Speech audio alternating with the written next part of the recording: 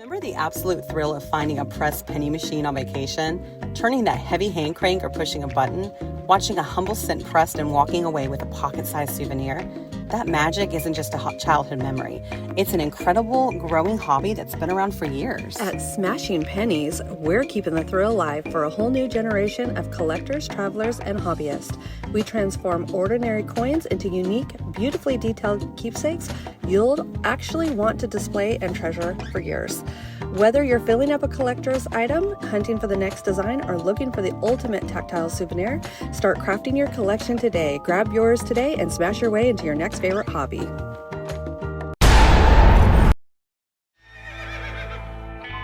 I hope you're ready. This is Unbridled Thoughts. We want to hear what you have to say.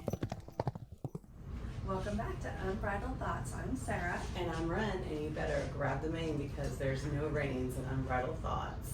I am so excited about today. Today we have Gary Archer, aka Teeth by Archer, and this has been like 6 months in the making. We've been talking about this. Yes, yeah, I think it's actually been longer. I think We've talked backwards and forwards for quite some time.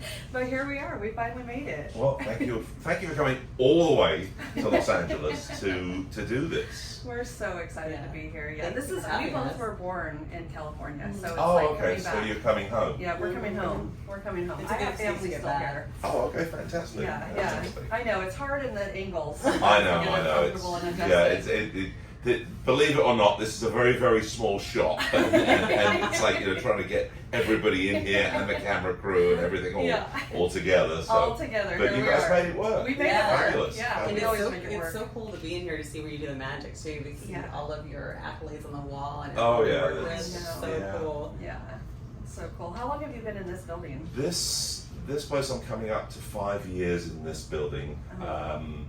I was in another shop just over in Woodland Hills for 22 years, and then the building was sold, and the new landlord basically didn't like the idea of a dental lab there, so it was just like, and this was during COVID, this was just after COVID. He's like, yeah, we're not renewing your lease. I'm like, okay, brilliant. Yeah. And before that, I was 22 years in North Hollywood with Dad, and strangely enough, this building here, this area, when Dad first opened up, when we came over in 1976, he actually opened up in this building for 1 year, literally just across the corridor. There was a suite there, a small suite, and Dad opened it for a year, and then moved to North Hollywood, and it was just so strange that I came all the way back here and found a suite literally in the building. Yeah, that is crazy. Where Dad started here. Yeah. That's Very him strange. looking out. I'm telling you, it's Dad was still with me when I moved in here, but unfortunately, Dad had Alzheimer's and dementia. He couldn't remember a lot of stuff, but when I did move in, he used to come and spend a day with me. And stuff like that. It was wonderful. Yeah, we worked together for over 30 years. That's insane. That's crazy. We're going to go into that later on because, it's not always fun I'm working with my child right now, and sometimes there's good times and bad times. I'm sure you can understand. I get it. There's a reason my kids are not in this business. Okay, so we do this little thing called Blazing Saddles. I know we kind of already were talking about things and we're already pretty relaxed with each other, but this is just a way to you're very relaxed, man. You're like built for these things. I've done a few of these over the you'll discover more as we talk. I've done I did 5 years on reality television. What? Oh, wow. We never even got that with all the Googling. I know. Oh my goodness. So okay, we're gonna have to. Okay, so we do this little thing called Blazing Saddles, and the first one is what animal looks like it would absolutely start drama? An animal that would start drama. Yeah. Just has that look about it. That's a very good question. Never even considered that. Probably chimpanzees, monkeys. Yeah. You know, you see I them agree in the to that. zoo, and They're just they're ornery. they're mischievous. Yes. They're always throwing stuff. Yeah, too. exactly. Exactly. That was my first thought. What's something you're irrationally competitive about? Football. Oh. Football. I am. Now, this is not American football. This is proper football. Yes. It's to the point of an obsession, and I played for many years, and I don't know. I watching the games, playing the games. Nothing can send me into a day. Well, my wife would tell you, you know, if my team loses, it's just like, you know, leave him alone. Yes. B, send him to his room because he's going to be a miserable bastard, and that's me to a T. It's just like, when I was playing, I hated to lose. I loved playing, and as a fan, I just get what's the word? Obsessionally annoyed when my team loses. Yeah. I love that though. I love that passion. One of my really good friends is from a small town in South America, and she said when their team loses, the whole town shutters up, shuts down. Oh, Warning. Well, football for me, it's tribal. Yeah. And if you have ever spent any time in the UK, you'll know the rivalries are intense and bitter, and for a most part, they're also violent as well. And it's a good thing that I moved here and lived here, because if I'd have lived there, it would have probably gone straight over a cliff. Okay, last one of these goofy ones. What's the worst smell that you secretly love?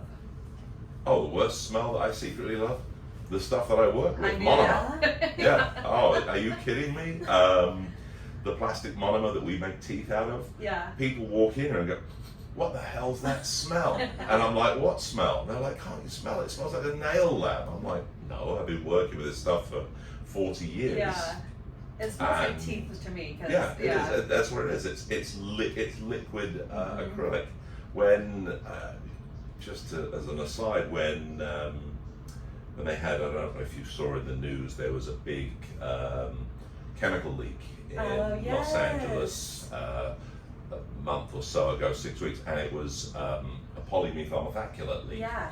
And of course, my joke was, get a bunch of dental technicians in there to clean it up, because they won't smell a thing.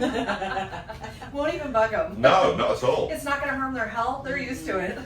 That's what you know what? Who knows? I mean, I know you're supposed to use it, you know, adequate ventilation, this, that, and the other, but you know, it's being around it, you just get used to it. You get lazy with certain things. Very much so. Yeah. Very much so. That's in every trade. You know what I mean? The state can only protect us from so much. Exactly.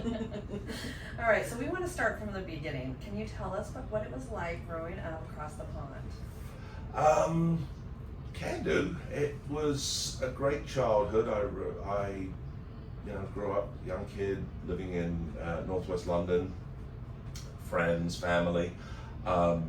Sadly, unfortunately, my mother passed away when I was 10, which was really kind of a huge blow, because I didn't have any brothers or sisters. My dad and my dad suffered a lot of tragedies. He lost his parents, lost his sister, then he lost his wife, and basically he and I. And it was pretty much key in his decision. I was 10 and a half at the time, to come to America and start all over again. Wow. So up until 11 years old, I lived in London, and then after 11, I lived in California. We landed here in Woodland Hills. My dad had a first cousin who he was very, very close with, and it was mainly his cousin who convinced him to come and set up here in the United States. And I suppose, in a way, things happen for a reason. Yeah. And if that hadn't happened, I wouldn't be here doing what I do today. Who knows? Right. Who knows what rabbit hole one goes down, and, you know, the twists and turns of life. Yeah. So. How was that with all the change for you? Oh, I hated it. Yeah. Absolutely hated it. Yeah. First, I think the first 4 or 5 years, all I wanted to do was go home. Yeah. Go home, you know, my friends, everything. Had nothing. And I remember going to school over here when I first went to school, and I remember going out for, you know, PE recreation. And I went to one of the playground staff and I said, I want football. Kick the football around. And they handed me something that looked like an egg. And I'm like, what's that? I said not rugby, I said football. And I remember the PE instructor, and he must have been a Texan or from somewhere in the South, because I just remember him saying, "You got a lot to learn, son." And it was just like, that was an eye-opening experience, and I don't know, it didn't really get worse from there, but it never really got much better until after I left school. Then things changed. Trying to calm down a little It bit. changed a huge amount, Yeah. because there was a pretty big British expat community over here, and when I was around, when I was 17, 18 at the time, I started to meet a lot of British expats playing football, and also at one of the local pubs, and there's a whole story with that as well. Back in the day, I'm going to go down a little rabbit hole. No, we here. love it, yeah. Back in the day, in the late 70s and early 80s, if you wanted to get scores from the football back in England, you couldn't. You had to wait till the next day, and then hopefully someone would print it. The LA Times used to occasionally print the results the next day, or used to call someone at home. And this is obviously pre-internet, but they were just coming out with personal home computers, and even before America Online, this is again going back to the days of dial-up modems and things like that. There was a service called CompuServe Information Service, and you could actually call up and you could log into the Associated Press wire, and the results would come up almost in real time. So at like 9 o'clock in the morning, being 5 o'clock in London time, I was able to get the results, and I'd print them out and I'd take them down to the local pub and I'd pin them up. And I wasn't 21. You're supposed to be 21 to go into bars and pubs, but they just knew me as the football results guy, and I just sort of, ended up going. Oh, you're the guy who brings the football results. Here, have a beer. And He's got a clipboard. Come on in. yeah, so it was, it was this huge introduction to this British expat community, and I started making more friends, and just, I don't know, life changed. Yeah, So, yeah. That's the early days, I suppose. Yeah, that's good though. I'm glad you finally found your way, because I couldn't imagine like losing your mom and then going to a whole different country, losing all your friends. Like you're just like, I'm just losing all over the place right now. It was tough. It was tough. Yeah. We live in a military town, and we have this little tiny store. Shout out to the smallest little store called the British Tea Pantry. Oh yeah. Yes. Where is that? It's in Centerville, Georgia. Hey girl. And so she's been doing it for years, and she has all her goods that come in. So you get like the cookies, the chocolates. I'm very, very familiar with that, because there are a few British stores. There were quite a lot more back in the day, and I remember, still do actually. My wife and I would go into the British. We get the British sausages and tea and biscuits and things like that. Yeah. That's what's great there is like people that are from the UK that are either they're moving around because of the military. They get to have like a little place there where they get to call home. Right. Yeah. So nice. It's important. Yeah, very much so. It keeps you in touch with your roots. Yes. Speaking of your roots, what's something cool they do there that we don't do here? Obviously, other than knowing the proper terms of football and rugby. Right. Yeah. Things that they do there that they don't do here. It's it really is interesting because having been here So long now. for so long, I know. I am 4/5 American. Yeah. But I still have this accent and I still have this mentality Yeah. that keeps me identifying as British, even Yeah. though I am a dual citizen. Yeah. I honestly don't think there is much of anything there that isn't here. Just, I suppose if I was going to say one thing that I really miss it is the football from back home. Yeah. Going to football on a Saturday. Yeah. It's funny because whenever I go back home and I go to a game, the games all kick off on a Saturday at 3 o'clock in the afternoon. And to me, it's just like, I've waited the whole day, because over here, I wake up in the morning, first thing in the morning, at 7 a.m. in the morning, and I'll put the game on and I'll watch it, and it's like then my day's over. Over there, it's just like, I've got to wait the whole day now to go to football and whatnot. I suppose that's one of the one of the differences. But other than that, I don't really, I don't feel that the US has got anything, or hasn't got anything that the UK has got. Although it has my daughter right now. My daughter is living over in London.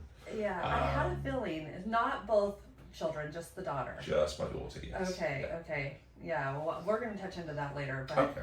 yeah, that's got to be something though. She does. So London has a daughter. That's the coolest thing. Yes. That yes. America does not have. No, she's living at large in London. Oh wow, that's If you see this, Francis, hello. I'm sure she'll watch it eventually. I hope so. I'm sure she will. So were you heavily influenced by your dad to get into this career, or did you feel like you just kind of happen chance fell into it? If you had asked me when I was 17 years old, I finished high school, I did a little bit of college. I was doing what was back in the day IT, I suppose. Yeah. Learning about computers and things, but it just never really gripped me. And I went from thing to thing, never knew what I wanted to be when I grew up. Yeah. I still have no idea what I want to be when I grow up. Neither do we, so you're in good company. Okay, well, very cool. So, Dad basically, he had his lab. It was in North Hollywood at the time, and unfortunately, Dad had a heart attack and couldn't work for a period of time. Mm-hmm. So, I literally left college, left school, and went to the shop, to the lab, and kept it going. Mm-hmm. Dad had a couple of employees, and I just basically needed to make sure that all the jobs were picked up from the dentist, they were brought into the lab, the stuff that was done went back out to the dental offices, and Dad was out for about 3 to 4 months, if I remember correctly. And when he came back, it was like, well, I'm here now. Yeah. I might as well stay and learn a trade. And I was 18, 19 at the time. And I just ended up staying. Learned how to make dentures and make partials, and started pretty much how every denture technician starts. You do the deliveries and the pickups, and then you come in and you start making bite blocks and custom trays, and then you learn plaster work, investments, investing, deflasking, cooking, filing up, polishing, setting up, waxing up, everything to do with making dentures, and that's how I ended up staying. Wow.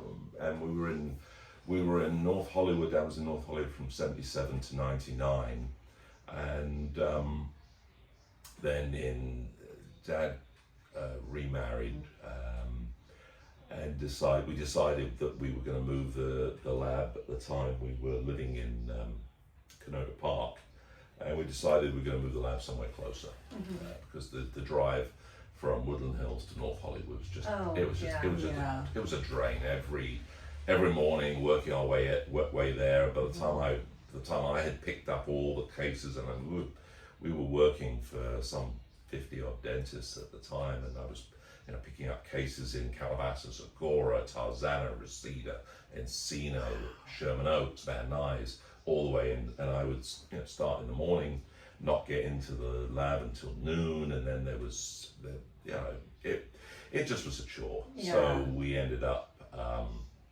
moving premises from North Hollywood to Woodland Hills, and we were there until I moved here. Wow. So that's how I ended up in the dental lab industry. Yeah, you just kind of fell right into it. We had read that, but we wanted to hear it from your mouth. Yeah, and then I'll tell you how the special effects industry found us. I'm sure that was going to be your next question, right? Yeah.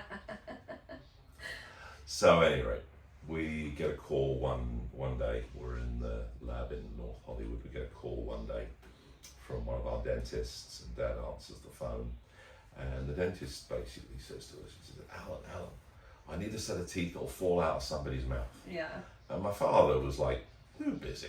And he's like, are you kidding me? He says, we make dentures that stay in people's mouths. So it out to me, no, this is for a film, it's for a movie.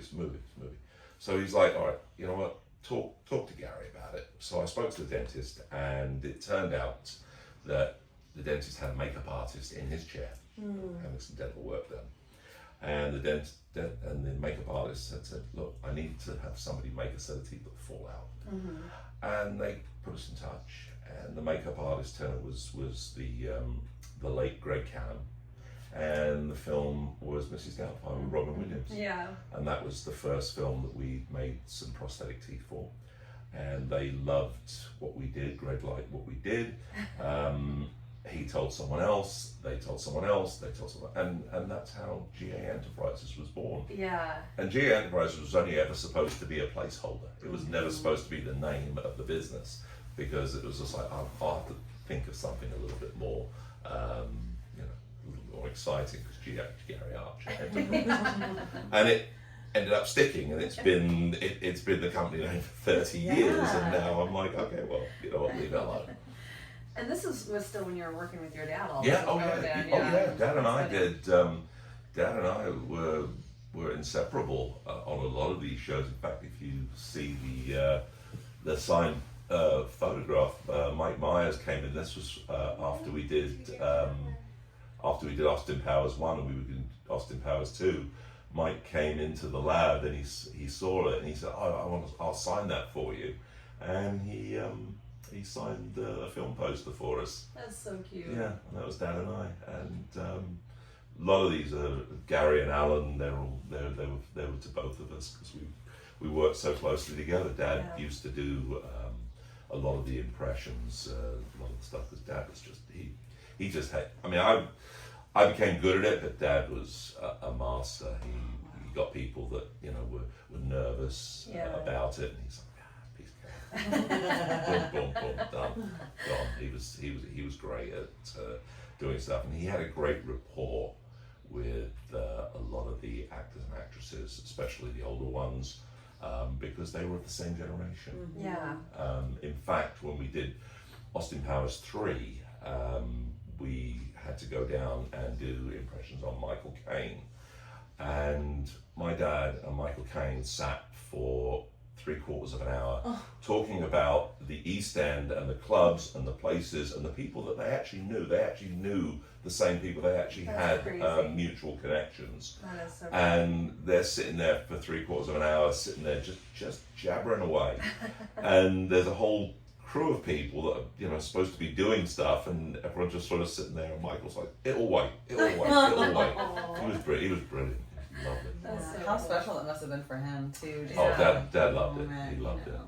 That's so cool. So I read a couple different articles, and I think they're fake news, but I gotta confirm it with you that you were also into like makeup artistry of some sorts or prop guns.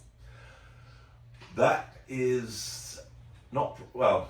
And costume design. Were you ever in those fields? No, I was never. I wouldn't know one end of a brush from another. I am not a makeup artist. I am not a hairdresser. I wouldn't know the first thing about it. However, I am a certified armorer. Yeah. And that is sort of another part of my career that I don't don't really talk about very much because a lot of times, you know, firearms and things like that make people kind of nervous and, oh, he's one of those gun people. Well, yes and no, because when you do shows, you know, they need people that know what the heck they're doing. And that's where I got the 5 years of working on reality television. I did 5 years with Arlie Ermey on Gunny Time as a co-host. Oh, wow. What?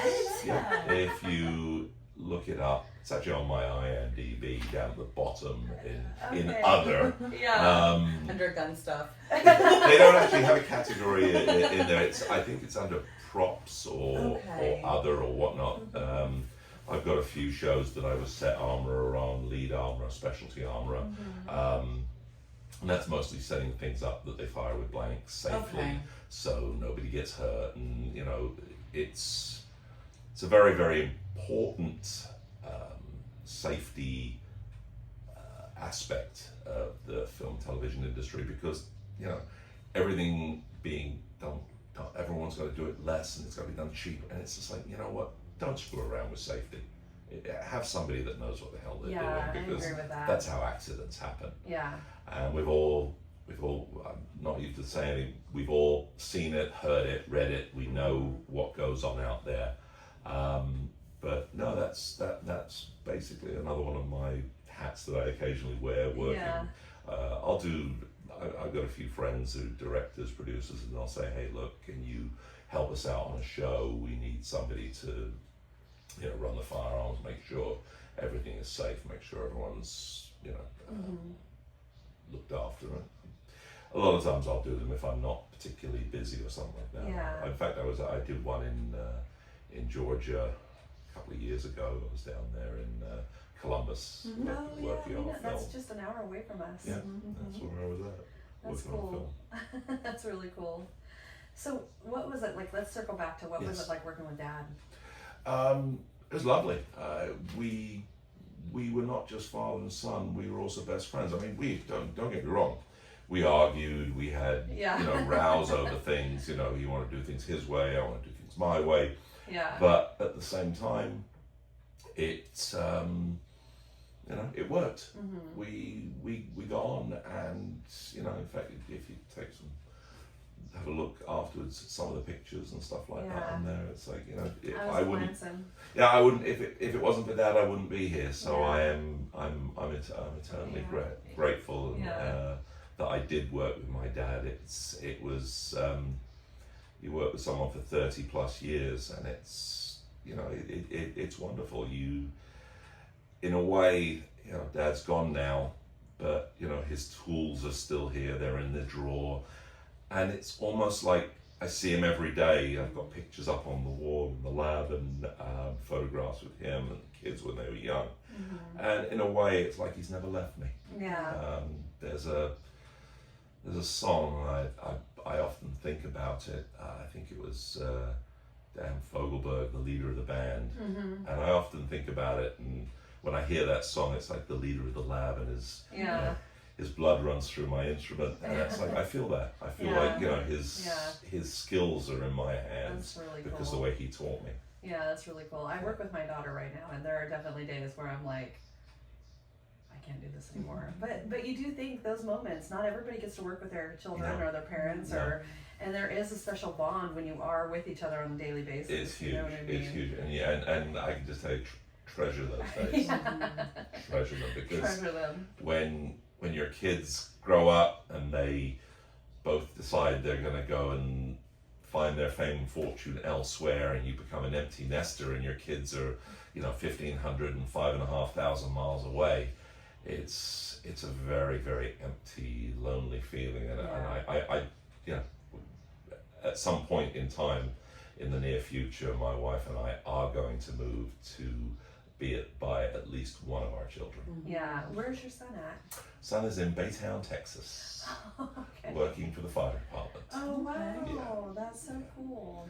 So if you ever watch this, Ben, there's a shout out to Baytown Fire. Yay.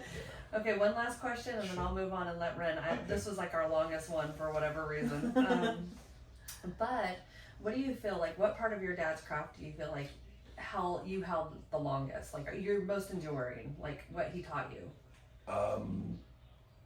The ability to problem solve, to think outside the I box, love that. to look at something and think of, okay, let's figure out a way to get this done. This is something that's unusual. This is something that's different. This is something that's not not standard. So let's make it work. Yeah. And we did, and that, to me, the problem solving aspect, the ability to use dental technology for film and television has been, huge. Some of the things that we've come up with that we now do, that's become industry standard. Wow. Some ideas that Dad threw out originally, and I'm like, that's brilliant. If it wasn't for you, we wouldn't be doing it this way. So I think that's probably the most endearing thing. Yeah. Do you ever hear his voice in your head when you're working? Oh, all the time. Absolutely. Especially when you make a mistake. He's like, I told you. Yeah. He's like, what the heck are you doing? Don't do it like that. Do it properly, the way I taught you. And you know what? It's right. Yeah. He's right. He's right. He's right. At the end of the day. Still there every day. I love that. So what's something you are glad your parents taught you that you feel like this generation coming up is going to lack? Respect. Respect for your elders. Treat people kindly. Don't be an arse. It seems like basic too. Huh? Yeah, basic. Follow. You can melt it down in any way, any shape, any size you form. And a little bit of an aside, I suppose. People get very bound up in following their pathways that are assigned, whether it be religion, whether it be whatever it be. But if you break it down, and you break it down to the lowest common denominator, follow the 10 Commandments. Yeah. Right. 10 rules of life. Yeah. And they don't even have to be the 10 Commandments. Just put them in a rule book. Yeah. 10, be a good person. Honor thy mother or father. Don't steal. Yeah. Don't kill. Just be nice. Yeah. Don't be an arse. Yeah. And that's literally what it comes down to. If people treat people with respect and kindness, you're going to get it paid back in tenfold. It goes a long way too. Yeah. And then some. It all boils down to love, though. That even those 10 Commandments, right? Because if you love your neighbor, you're not going to steal from them, That's right. and you're not going to try to cheat with their wife. You're that's not going right. to. So everything, you're not going to murder them. That's right. Just it comes down to that. You're going to keep. You'll catch more flies with honey than vinegar. Yeah, that was my grandma's favorite. A wise woman. Yeah. So tell us, how did you meet your wife? Interesting story. We met, my dad and got remarried, and Dad and I lived together. We had a house together for years, just the two of us. And Dad met somebody, and he decided he was going to get married, and he didn't want to live in the house. So basically, I bought out his share of the house. He went and bought a condo, and my wife lived in the complex, lived next door, and that's how I met my wife. She was like the gal next door that my dad and my stepmom moved into. Oh wow, that's cool. crazy. That's really cool. It's wild how it mirrors the studio story too. Yeah, it's just one of those weird things. Cool. Oh, love that. And Carol was lovely, and still is. And I love that. I remember the one thing that really I was so impressed with her. She drove a manual car, a manual Ford Explorer, and I'm thinking that to me was just the coolest thing. Yeah. And it's just like, you can drive a manual. Yeah. Dude, I'm Daisy you. Yeah. That's at your mind. Yeah, literally. And we still laugh about that. Yeah. Oh, she's like, real chicks drive sticks. Oh, yeah. No, driving a manual is something I still love. I still love driving a manual car. I don't do it very often, but my son I taught my son how to drive a manual car. My daughter, not so much. Living in London, she doesn't drive anymore, so Yeah. it's like, it is what it is. It is what it is. Exactly. Yeah. My niece is driving a manual, and I got in the car with her, which is like so surreal, right? When you're like the younger generation, you're getting in the car with them, and they're driving you around. You're like, what the heck is happening right now? Here she is with her little manual, you know, no power steering. Or as they like to call it, the millennial anti-theft device. Yeah, exactly. Do you mind sharing about your twins at all? Oh, why would you like them? They're available. Yours. No, you would never give them twins. Never. They're great. They're great kids. Ben and Francis. They're lovely. What is it like raising boy and girl twins, though? I haven't got a clue because we went from 0 to 2, and it was just like there they are. Yeah. They're as different as chalk and cheese. Completely different, but they are so. They do have a connection, even across the miles. They talk. I think they talk to each other more than they talk to Mum and I. They just, they bicker and argue with each other, and Ben will give her what for, and she'll give him what for, and they're allowed to get into it with each other, but boy, I tell you, no one else is allowed to. One gives it to the other one. Someone else from outside gives it to one of them. The other one is like there. Yeah. But no, they were great. They were great growing up. That's it was so cool. Really, really a lot of fun. Just all great memories.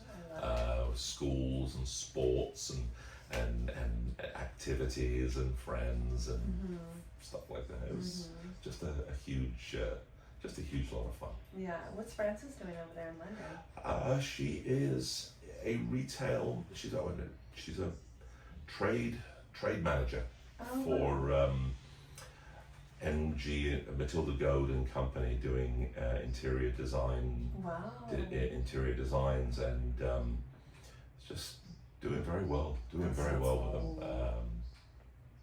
She decided that she was going to go to London because her and Ben both have British citizenship. When they were babies, we registered them at the British consulate, which gave them British birth certificates. Okay. And they have British passports. So when she was 22, she was like, "Nope, I'm going to London." She worked in fashion out here for a while, and she basically packed up, went to London, found a small studio apartment, walked into Harrods, got a job straight away at Harrods without any, oh well, you're British, so it's like, boom, there's no visas, no waiting period, no nothing. Got a job. Yeah. Did that for a year, then got asked by another company to come and do fashion merchandising for them. Did that. That job lasted for, the contract was for about a year, did that, and then she was picked up by this other interior design company doing furnishings, and she's just thriving. You've got to be so proud of both your kids. I'm thrilled. I mean, at 22, they both left home within 6 months of each other, and they've both flourished. That's awesome. Yeah. That's awesome. You guys raised them well. We like to think we did something right. my wife will tell you it's all her. Aww. She's probably right. Yeah. I think your daughter got a little bit of creativity to it, though, it sounds like. Yeah. A little bit. Sure. So you didn't set out to work in Hollywood originally. Looking back, would you say your career was built more by planning or by saying yes to unexpected opportunities? Random chance. Yeah. Just a random chance. It's literally a career going in this direction, all of a sudden goes that way. Yeah. And I couldn't tell you why, how, or when, or what, but it's like in life, sometimes circumstances will come along, something will come along, you'll meet somebody, a random conversation, a random phone call will change your life, and it has done for me. Yeah, and you never know when that opportunity is going to happen. No idea. It's like, but with my son, he had a friend who was working in Texas, building sports cars, building replica Shelby Cobras, and they'd been friends out here, and they continued to talk backwards and forwards on Instagram, this, that, and the other. And Ben decided he was actually working at Home Depot. Wasn't really going anywhere. I mean, he was enjoying the work, but it wasn't. It was a paycheck for him, enabled him to work on his truck. And he decided that one day that he was going to take a flight, go and see his friend. They went out there, saw his friend. They talked. The guy who owned the company said, "Yeah, we could use another pair of hands." So Ben decided, that's it. I'm going to pack up, take my stuff, take my truck, take my dog, and off to Texas he went. And he'd been there. He worked did the contract for the cars. That came to an end. He ended up working for heavy equipment maintenance, and learned. Or it was always taking car classes. Okay. And he learned how to do that, and he ended up working for heavy equipment maintenance, and then he ended up working for the fire department doing fleet maintenance. So now he maintains all the fire engines and ambulances down there. Wow, that's so That's cool. amazing. Yeah. I love So that. cool. And you touched on this already with the rabbit hole response when we asked you, what would it look like? So I'm going to change it a little bit. If you could pick another industry besides this and start over, what would you have chosen? Right. I know it's a hard question. A clue, because there are, like I said, I had no idea what I wanted to do when I grew up, and to a certain extent, there's, if it hadn't been for this, I had no idea. Right. I suppose it would have probably been a little bit more in the firearm industry, Yeah. working as a gunsmith, or working with film, television, doing the blank firing, props and things like that. I probably would have gone down that road, because I have enjoyed that as sort of a sideline. Yeah. I could see doing that. I could see doing that for my career if I hadn't been a dental technician. Yeah. I mean, those are fun. Well, you guys are from Georgia. It's second nature. I have been to Georgia. I've got good friends out there, and I know exactly what's that. That's one of the reasons. Looking forward to going to Texas. Yeah. Having fun out there. Yeah. All right. So we have read that it's 37 years in dentistry, and 28 years of those you've been working in Hollywood.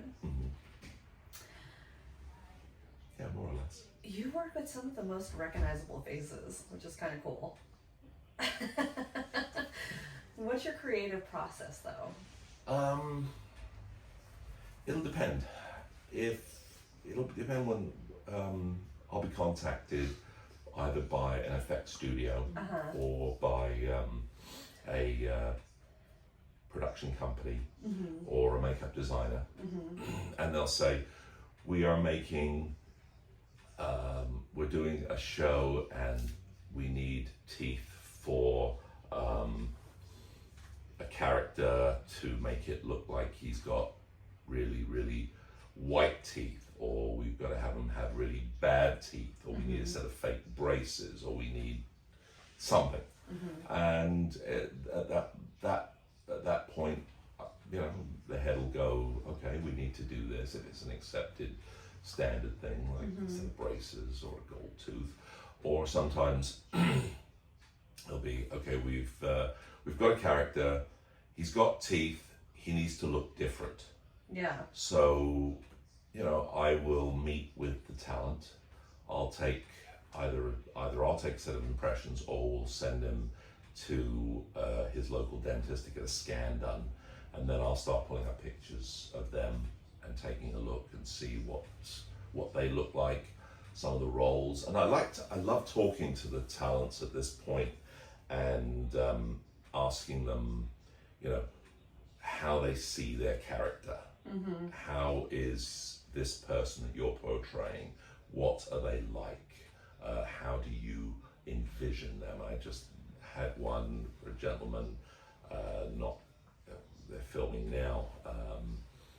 He came to me, and I'd met him on another film, another show. In fact, it was actually the show that I did down in Georgia. I was an armorer on, and again, talking to people. He knew what I did, and he sought me out and said, "Look, I'm playing this role. I'm playing this character. I want some teeth for him because I don't want it to look like me." Yeah. So he came in here. We took impressions. We talked. I said, "All right, I'm going to do this. I'm going to make your teeth longer. I'm going to put a little gap in there. I'm going to turn things around so when you smile, it's going to look different."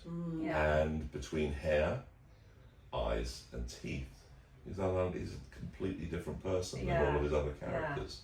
So it will always depend on the talent and what they want. Sometimes it'll be the makeup department, the makeup designer. Okay, right, this is the person. They've got this type of teeth. We want them to have this blinding white smile, bricks, blocky. I don't know if you saw the film recently, Jonah Hill in Outcome. Yeah. We did Jonah, like 4 or 5 films. I did all of his Jump Street films, did his braces. We did his teeth for Wolf of Wall Street. And then he asked me to come on to do teeth for him for Outcome. And I said, sure. And he said, I said, what do you want? He said, I don't want them exactly like Wolf of Wall Street, because the Wolf of Wall Street ones looked very, very polished, and they looked like they were done they were beautiful veneers. These, I want them more to look like what we call turkey teeth. Now, turkey teeth is an expression. People that go from the UK, they go over to Turkey and they get all their teeth done, and these things look horrible. But they're done, they're done cheap. They're like these blocky bricks that people put in there, like Lego bricks. He said, I want them to look like this. I see that now that you're saying all this. Yeah. Oh, it's common. And so he said, no, I want them to look a little bit like this guy's had them done, but not done particularly well. Right. Yeah. So we made them a little larger, a little blockier, a little more square. A little less, and again, something, unless you sit and look at a still photograph, we didn't add all the niceties like the incisal translucency and the body color, the transitions from the light to the dark. We just made these things for Jonah. Boom, they were stark white bricks. And it's like like depth or definition. Exactly. So that was what was specifically asked for. Okay. And a lot of times they are. It's a specific ask. When we were asked to come back and do the new AMC Interview with the Vampire reboot, Howard Berger up at KMB called me up. And he asked, because I did the original way back in the day, and we talked about doing the veneer, the fangs and veneers and whatnot for the talents in the new one. And the producers, the directors weren't sure exactly what look they were going for, and we made so many different variations and incantations of fangs, and more monstrous fangs, less monstrous fangs, and in the end they went with the simplest solution of all, which was just the single tooth fangs, so it didn't detract. And as Howard had stated, they wanted to make them beautiful vampires. I don't know if you've seen it. They're just beautiful and polished, and it's like you don't have the mouthful of monstrous teeth.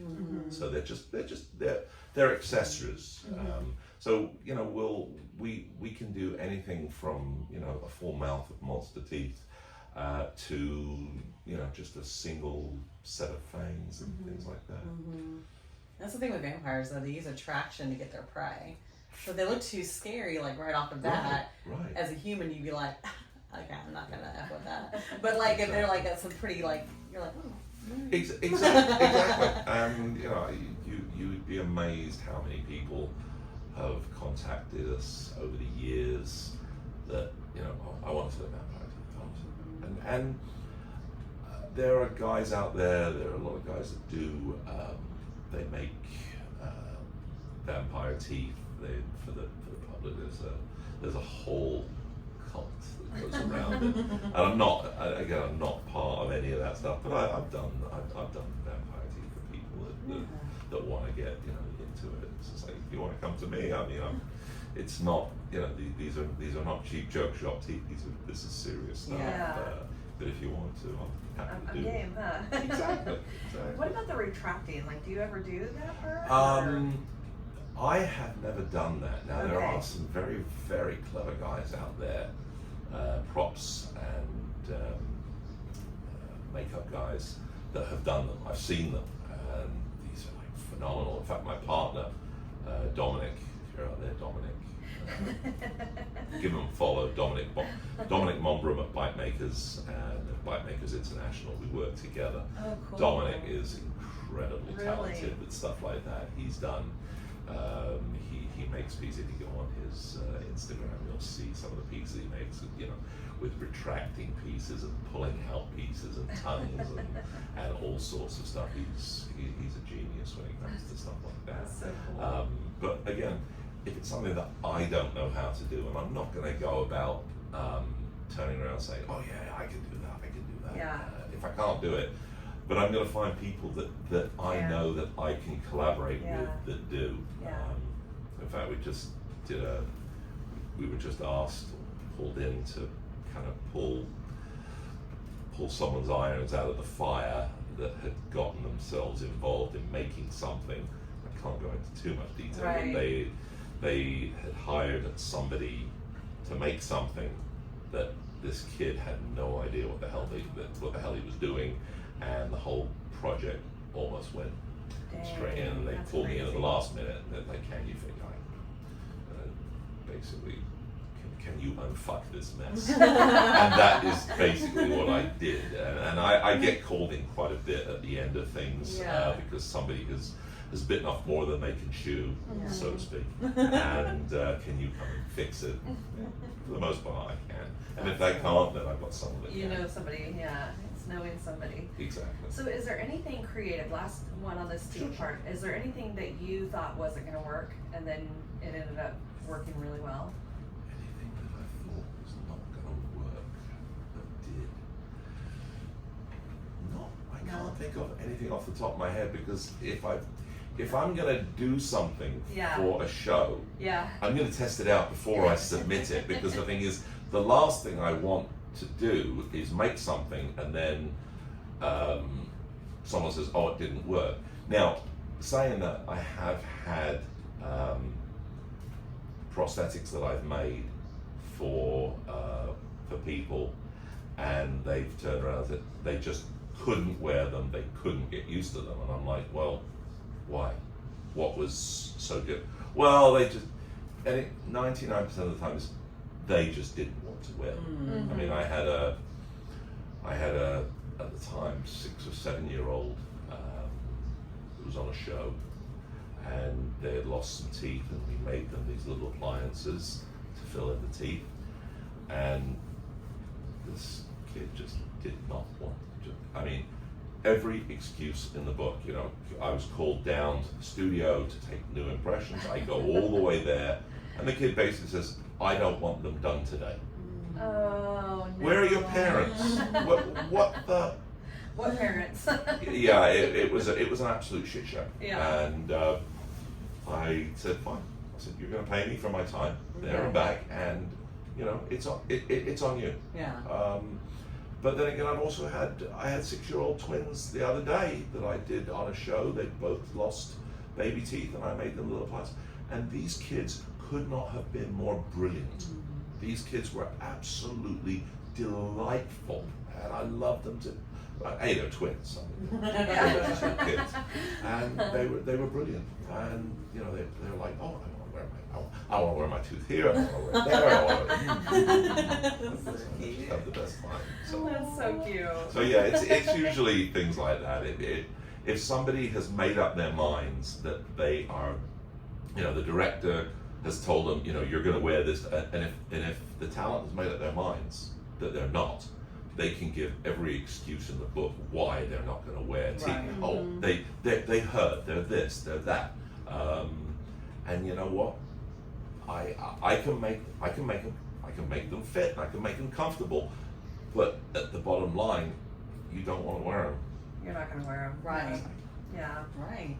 Well, I want to kind of touch them with you because there are people listening to this that don't know your body of work, what all you've done.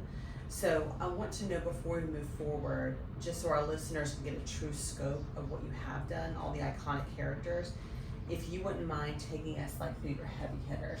Because when we were, the other day you posted that video of the Brady Bunch movie. Yes. And I didn't know you had done Jan's braces. And Yeah. that whole scene, sure, Jan, that's like one of the most quoted lines in movie history. Yeah. And I was like, okay, wait, what else? There's so many cool things you've been part of. If you go on to IMDb, that's probably the best way of I doing did it. look at that, but I don't think I dug as deep as yours. Go down IMDb, there's some Yeah. 450 listed credits. Wow. And I know that there's another at least 100 out there that are not on IMDb, like commercials, Okay. theatrical productions, and films that I've forgotten that I've contributed to.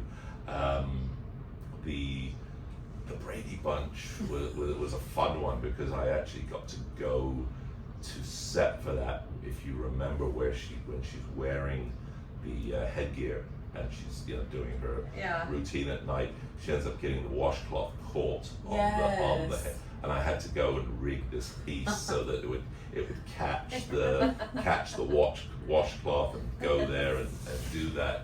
I had a lot of fun with doing fake braces and stuff like that over the years. So. I could see you have pioneering that though, because I was looking at trying to figure it out. Are the braces on an appliance and the appliances? Okay. That's okay. happened.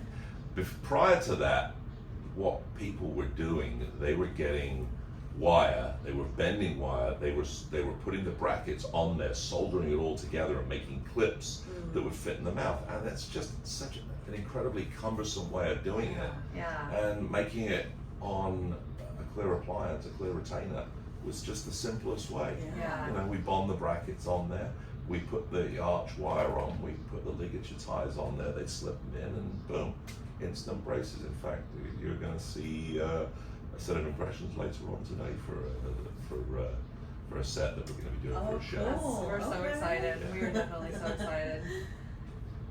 So you're kind of known for making your teeth like so comfortable and so thin. Mhm. So how often do actors, the talent, how often do they forget that they have it on and go home with it and then lose it?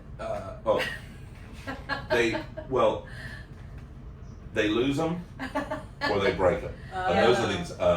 A lot of times they'll go off to lunch Yeah. and they'll be wearing them and they'll eat and they'll snap. And Sir Anthony Hopkins, God bless him, I love him. We Right love there in him. the corner. Sir Anthony Hopkins, when we did teeth for him for the film Nixon, we made about 4 or 5 sets, and it was in Santa Monica, staying down there. And I remember when we did the makeup tests, I went down and did fittings, and then they went off to set with them and they did the shoots. And then I remember getting a phone call, and this at the time when we had answering machines back in the day, and I remember him calling me up and saying in his wonderful, wonderful voice, "Hello, Gary. It's Tony here. I'm terribly sorry, but I've broken a set of the teeth. I forgot to take them out for lunch." And of course, I think it's not a big deal. Yeah. We had extra sets made, and I'm like, "Don't worry about it. Send them back to me. Give your makeup artist and send them to me, and I will make."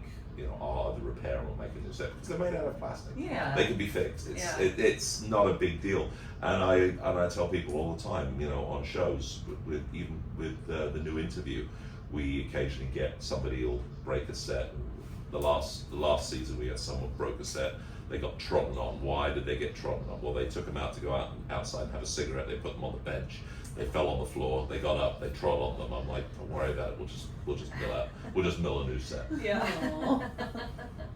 So do you ever have anybody, did you do any fake teeth for anybody, and then they're like, I like these teeth better, and end up getting veneers? Yes, that has happened.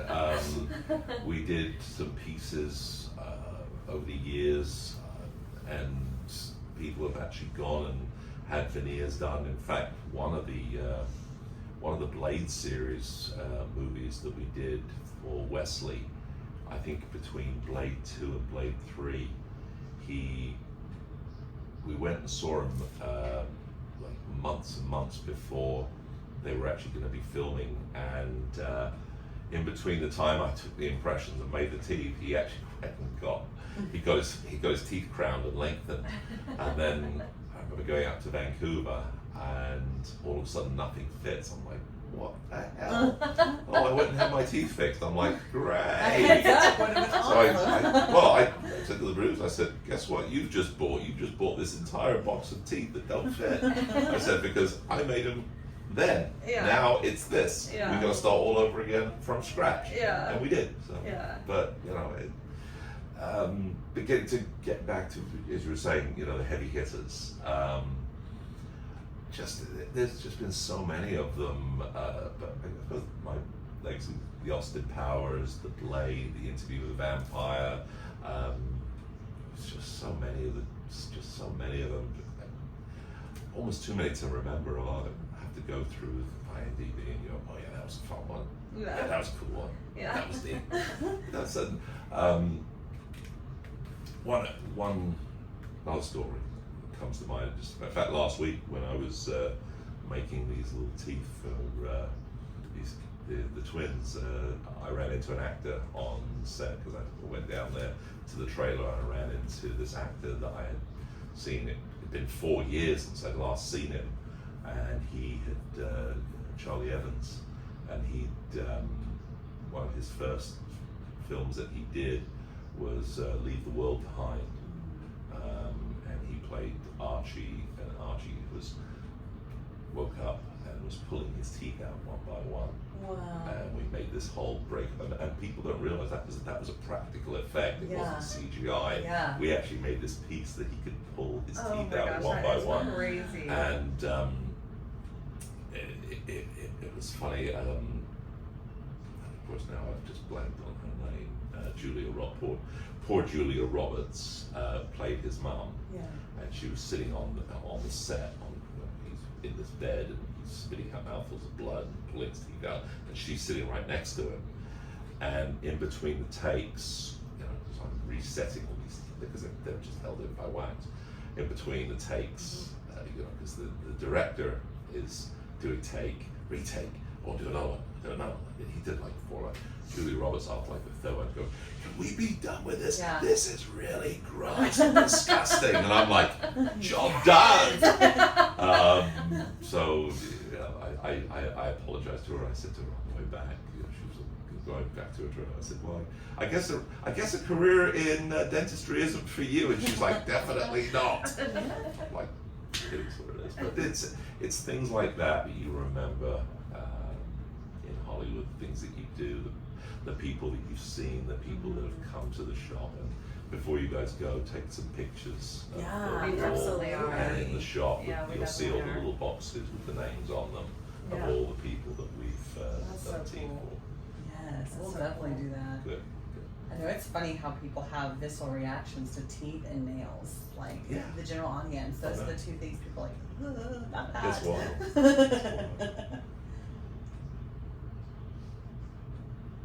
Oh wait, which one are we on? I'm so sorry. I've only got so into the conversation. I know. Oh yes, thank you. Do you feel like you can read people just by looking at their smiles now, or even tell a lot about someone by looking at their teeth and their smile? Yeah. Oh yeah. I've taken impressions on people, and I've poured the models. I've looked at the models afterwards and going, yeah, we have the 6 front ones for show, but everything in the back looks like an absolute shit show. It's like, get your teeth seated. Yeah. And I've said that to people before. It's like, you know, you look like you got a cavity here. This is a broken tooth. You need to get this seen to. You need a good cleaning. You got tartar buildup, plaque.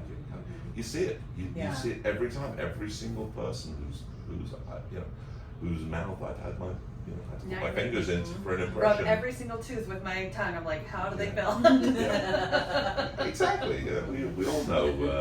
We know when it's time to go to the dentist. We feel all that rough yuck on the back of our teeth. Yeah.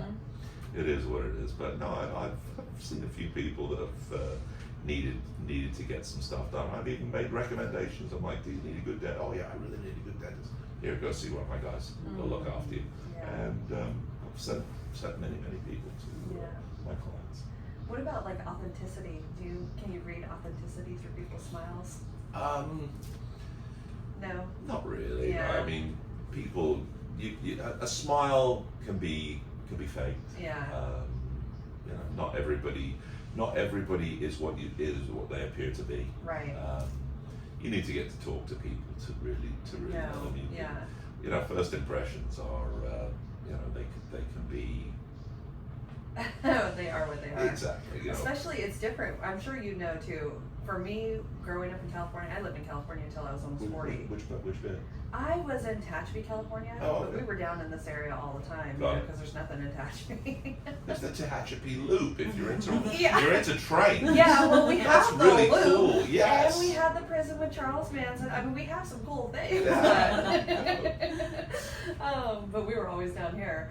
But it's just different, like the authenticity of people. You know what I mean? You really do have to take the time to get to know people. Well, listen, especially being back in California. Big cities are what they are. Yeah. They're- Yeah, definitely. All right, so do you have favorite celebrities that you love working with? I've got a few that have come back to me on a couple of occasions. Jonah Hill, Mike Myers, Tom Hanks. I've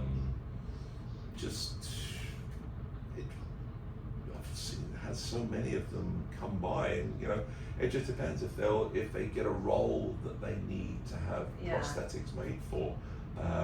Some come back to me. Some, you know, it's one and done. They may never do another film where they require teeth again. Drew Barrymore, for example, I've done stuff with her on a couple of occasions. Kristen Johnson, I saw not too long ago. She happened to be in a television show, and she needed something. So again, you meet people. Sometimes it can be, 20 years on. Yeah. You'll run into them again. But everyone that I've ever worked with has just been lovely. Really well, helpful. the next question is there anybody you don't want to work with? Without naming names. There's one or two that I wouldn't do, but Yeah.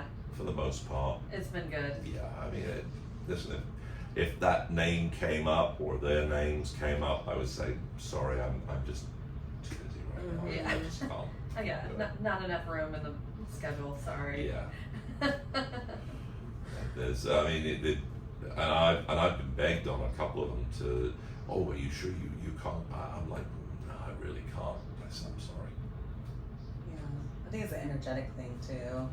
Very much so. Yeah.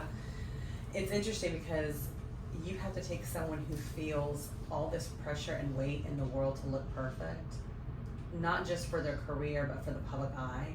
Then you work to make them look imperfect. I mean, depending on the project. Right. So in your opinion, do you feel that modern beauty standards have somehow made people afraid of looking more human? Oh, big time. Yeah. Big time. Absolutely.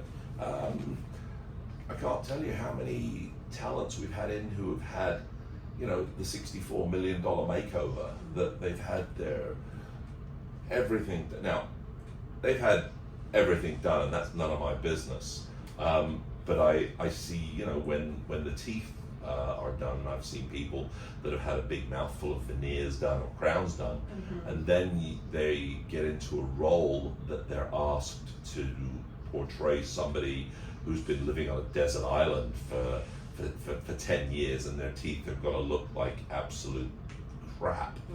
And it's just like, okay, now, but I've got to hide this big mouthful of veneers that you've had done. Yeah. So we've got to now put something on top of something on top of something. Yeah. Interesting, yeah. Because I mean, as you know, a veneer is put directly on your own teeth, Yeah. and they're just like thin shells. I mean, I've been wearing veneers for 45 years. Yeah. But these were done long before they came out with the porcelain white colors and things like that. That what we call what color do you want your teeth? Oh, I want them bathroom sink, please. So you almost maybe sometimes have to like create a gum line and pull it down. Oh yeah, it is. Wow. Yeah, you'll see. I'll show you some samples and Okay. pieces that we've done. They're with gums, and you can see that picture right there with the really bad looking teeth. You see how the gums are done. Yes. Yep, and that's how it's all. That's how it's done. That's so cool. Yeah. I'm gonna skip my question other than pointing out, because you already kind of went into the whole vampire pretty exclusively, so. Okay. But Ren is definitely the spooky icky girl, so she was definitely nerding out when you were talking about all of that. Yeah, I mean, I don't love that it almost broke you, but it was like so poetic. You know, like, I had to make thousands of sets, and I'm just like, done. No more vampire teeth for a Yeah, while. it was pretty insane. In fact, well, I mean, between these 3 seasons of the AMC reboot, there's been hundreds of sets of teeth made as well. Yeah. We've done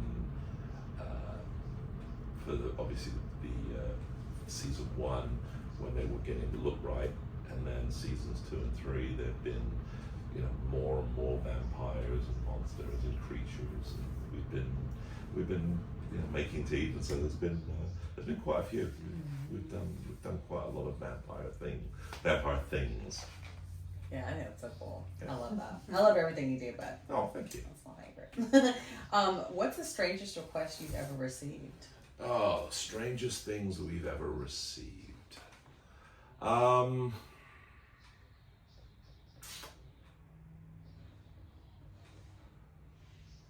That's a good question.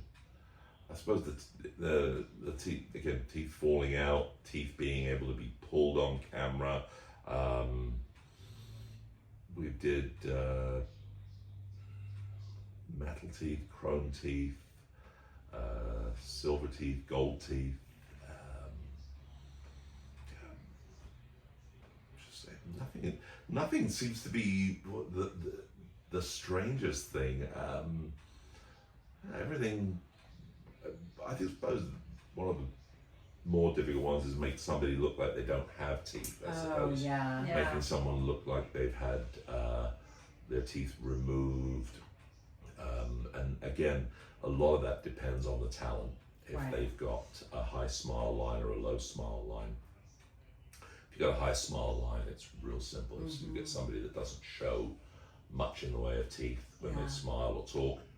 It's easy because then you can bring everything down, and you can make it look like they're missing all sorts of teeth. But if they've got a big mouthful of teeth, it's just like, Yes. it's just like, you can't do. You almost have to go with CGI now. Yeah. There was a time when CGI was incredibly expensive, and practical prosthetics were here as costs. But now CGI has come down so much with computers, and it's all to do with video and how they shoot these things, and digital imaging and AI and all that stuff. It's like it's almost cheaper to do these things, and we work with film companies to enable them to do that type of stuff. Okay.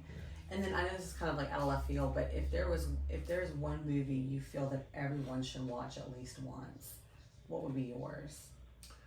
Oh, if there's a movie that everybody should watch at least once, It's a Wonderful Life. Yeah. Oh, that's It's good. a Wonderful Life. It's probably one of my all-time favorite go-tos. I love that movie. Yeah. Mm-hmm. Yeah. And I watch it Yeah, every year.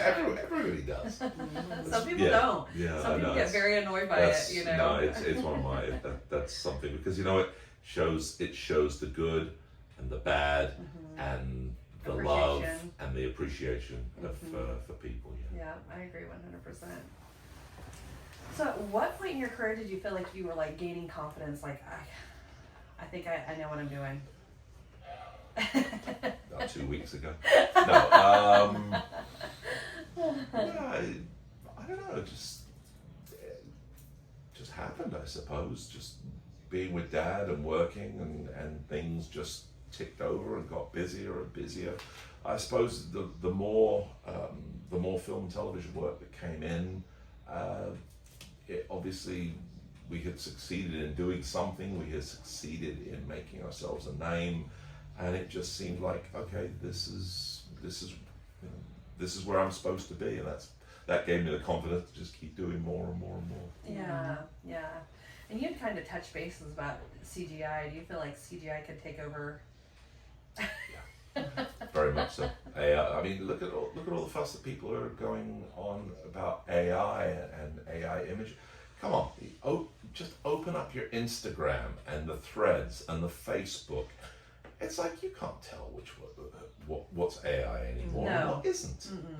There are people out there making statements and saying things and dancing and jumping around and to be honest with you, it's just like, this whole it's like social media, enough already.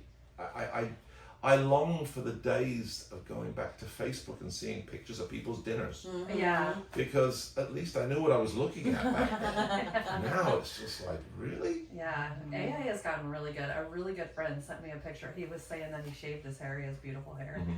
And I was like, I gotta see a picture of this. And he sent me a picture of it. And I was like, literally like, oh my gosh, this is really, you really shaved your head. I mean, AI, you can't even tell the difference. Yeah, it's frightening because anything that I have ever been on camera saying could be taken, remastered, redigitized, remanipulated to make me speaking, standing on my head and speaking Swahili. I know. And it's just like, I'm just glad I'm coming towards the end of my career. And then, when I'm done, my social media is going to be scrubbed. It will be gone, and I will be living your life. Disappear. Yeah. I'd like to think, I'll leave a legacy behind me, but I don't think I'm going to miss it when I retire. Yeah. I don't know. I mean, I think you miss parts of it. You know what I mean? I went to school originally to be a civil engineer, and I interned. I never actually was a civil engineer, but I interned, and I missed some of that time. You know what I mean? The creative process and everything. Yeah. But I don't know if it was the right job for me because I love what I do now. Well, you guys have made this whole little thing. Yeah. This little world that you guys have created. It's lovely. Yeah. Well, and going back to what you say, we strive to keep everything trying to be very authentic because it's like we're tired of the world where it's like it's already everything's so AI, everything's like we don't edit, we don't do, you know what I mean? I can barely talk straight, and I'm okay with that. Like I'm human. You guys, from everything I've seen that you guys have done, they're very down to earth podcasts. It's like you get it warts and all. We're not scrubbing this thing through an AI filter to make us all look 19 again. Right. Yeah. It's like, when we were approached to do it, I told her, I'm only going to do this if we are authentic through and through. Yeah. I do not want to edit. I do not want, if we make a mistake, it's going to be on there. You know what I mean? If we look ugly. Bad words as well. Yes. If we're ugly, we're fat, whatever we are insecure about, we're putting it out there. You know what? We can't all be Hollywood movie stars in front of the camera. We are what we are, warts and all. Yeah. And we don't all want to be. No. We're fine. I want to be who I am. Exactly. Well, speaking of authenticity, you worked closely with Robin Williams. Would you mind sharing a little bit about that experience? When I worked with Robin, he was just funny. Yeah. He came into the shop, and it was like with the voices and the mimicry and the funny sayings and expressions and. You're doing something and you're showing him, and it's just like all of a sudden he come out with his voice. It's just like, dude, you're just. He read the room. He was always able to made everybody feel so special. Yeah. Everybody that worked with him. I'm indebted to both him. I'm indebted to Greg Canham, who introduced me, and I'm just really happy that I got to work with him on a couple of occasions because he was just nice. Yeah. People, unfortunately, people are not like that anymore. I know. It's sad that he was suffering and none of us saw it. Very true. So us as estheticians, we wish that the special effects makeup was broken up a little bit more when it came to categories. you Right. know? Do you wish your crew was recognized a little bit more by the Academy? I'd love it to be. But, you know, teeth that I have made have been not directly responsible, but have been or have contributed to the makeup people winning, Best Makeup Oscar on 3 different occasions. Yeah. Twice in my career, it's happened. One was Doubtfire, and I was so new in it that nobody's going to turn around and say, "Oh, thanks to Gary Archer for part of the team."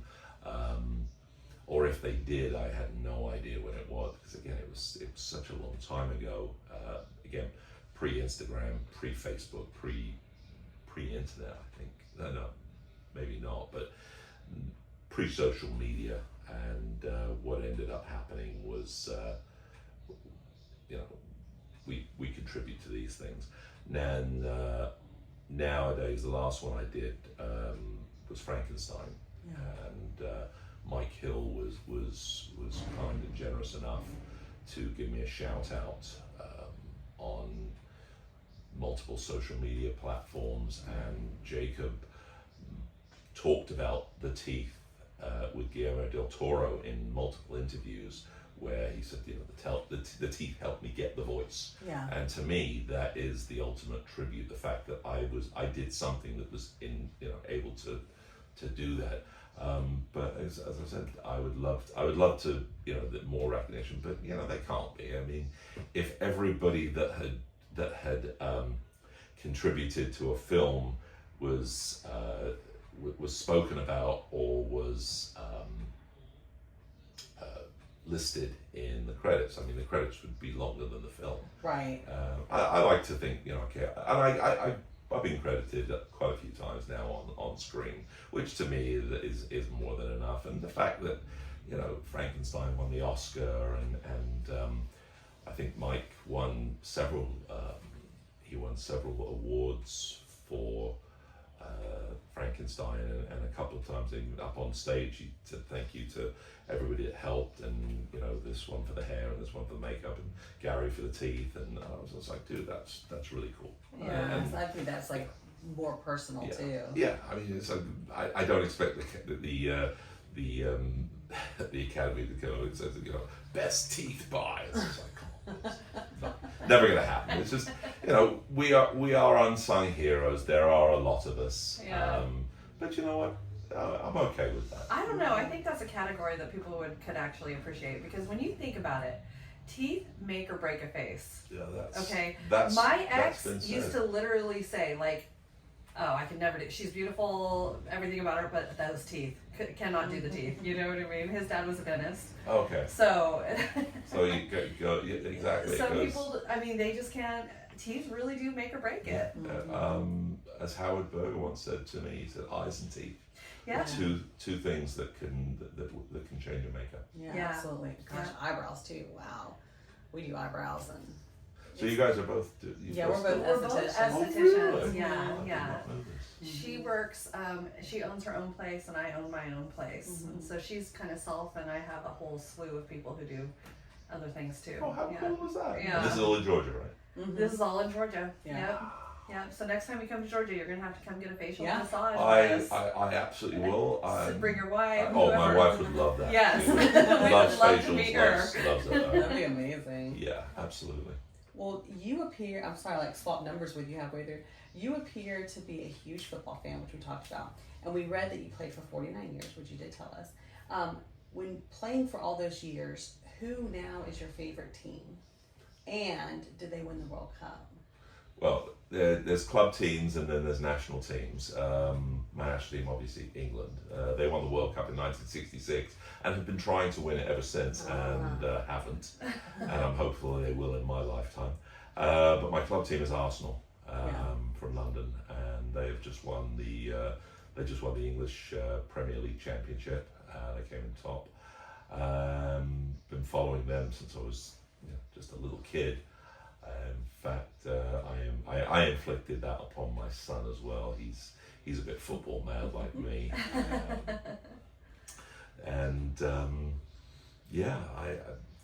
I was playing for years and years. I played on club teams. I played on local sides. I played on some celebrity teams. Played with a few celebrities. Played against a few celebrities. Played with Rod Stewart. Played with Vinnie Jones. That was scary. That's so cool. Like, he's on my team, and I'm just like petrified of making a mistake because he's going to yell at me. But no, it was a lot of fun. I had a lot of fun playing, and I made some really good friends along the way. We'll have to get Danhausen to help curse all the other teams to your team family. I'll take anything that'll help. Right. Yeah. Do you have any superstitions when you watch your games? If I'm watching them on my own, I tend to get really nervy and I'm wandering around pacing and this, that, and the other. If I go to the pub and I'm around other people, then I'm a little bit more relaxed. Yeah. But I try and watch with a group. Just that way, it calms me down. Otherwise, I get all tense and nervous. Yeah. Crazy. That makes sense. I guess it's my turn, huh? I know. It was I just nice. gotta watch the time because I do have. Oh, I yeah. know, we're wrapping it up. Okay. Yeah, we're wrapping up. This is like I was the watching for you. yeah. This is the last Yes. regular question, and then we just want some insider scoop really quick. But what part of your younger self do you hope to never lose? My childish sense of humor. I love The it. ability to laugh at stupid things. I love that. And the ability to be silly. Yeah. Silly is a highly underrated virtue. It is. Yeah. It is. If you're gonna be silly, enjoy being ridiculous. Enjoy being Yeah. silly. Yeah. Enjoy placing a whoopee cushion under somebody and laughing and life's too short to be serious. Yeah. True, and this actually, because I just hung out with my parents, and it was just me and my dad and my mom. We were just like total bonding time because my siblings had gone home. And my dad was like, "You've lost your silliness," and I was like, I have lost my silliness. He's like, you were the girl that was like always entertaining us. I was like the middle child. I had to be the entertainer. Right. There was nobody there. Yeah. No. I was like, Yeah. you're right. So you don't want Just- to lose it. That was yeah. great advice. Yeah. Yeah. Don't ever grow up. Yeah. Play with things that bring you happiness. Yeah. Yeah. I'm an avid model railroader, and I've built layouts. Oh, and cool. trains. That's I have a whole Instagram site. Oh, that's why you know about my hometown. Yeah.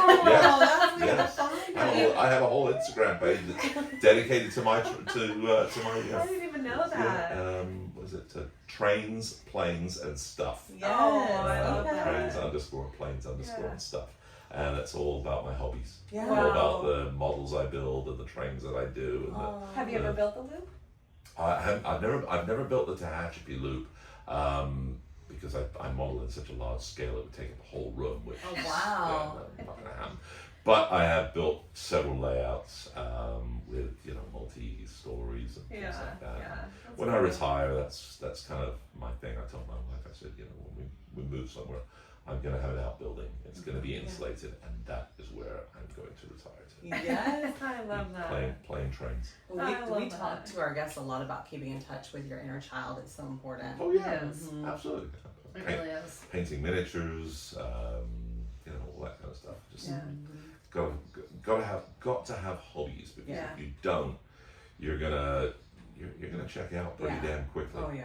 Got to keep the brain active. Mm-hmm. I agree to that 100%. All right, last question. We just want we want the little scoop. Yeah. Uh-oh. Are we allowed to talk about Austin Powers 4? If I knew anything about it, Okay. I'd tell you, Okay. but I don't. All I know is what's been put out there. Okay. There's been released. I haven't been contacted Okay. yet. However, if anybody does know and they want to put them in touch with me, Yeah. I still have all the molds and Yeah. stuff from Austin Powers 1, 2, and 3. Yes.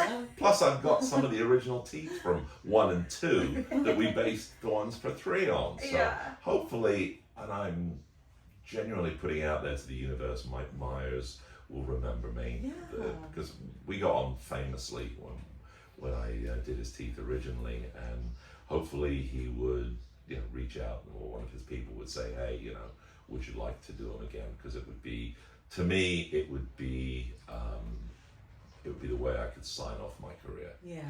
I could go say, you know what, I'm going to do this, and then I'm retiring. Yeah. I'm done.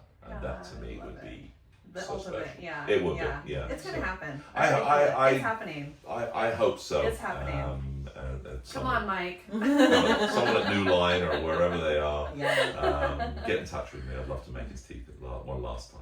Oh, we love that. All right. So, is there anything that we didn't ask, or? I think you guys pretty much nailed everything. Yeah. You know, you went down all those different rabbit holes. I just hope your audience, I hope you guys They're gonna love you. hope you love it. They're gonna love you. Is there anything you need to plug or anything like that? If you're out there, follow us, Teeth by Archer, Bite Makers International, and Bite Makers.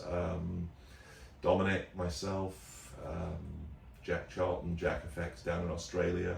You know, reach out to us if you guys need teeth for any projects. We love it. Yeah, and if you're in London, go shop at my daughter's store. Yes. MG and Co. Also on Instagram. Yes. I do want to get to London someday, so I'm for sure going to do that. Yeah, you should do. Absolutely, it's lovely. Yeah, So. I'll reach out to you before I go. Absolutely. All right, and with All right, that being guys. said, that's a wrap. Thank you.